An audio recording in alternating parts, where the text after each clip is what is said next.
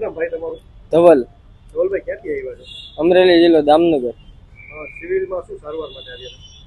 એક ઓપરેશન કરવાનું હતું તે અત્યારે દવા લેવા મોકલ્યો હતો. કાલ સાંજે મોકલ્યો હતો. કાલ સાંજનું બંધ છે મેડિકલ. એટલે હું અહીંયા આવ્યો ને અહીંયા કાકા વાકાને બધાને પૂછ્યું. મેં કીધું મેડિકલ બંધ છે. એક મેડિકલ છે એ બહુ દૂર છે અહીંથી.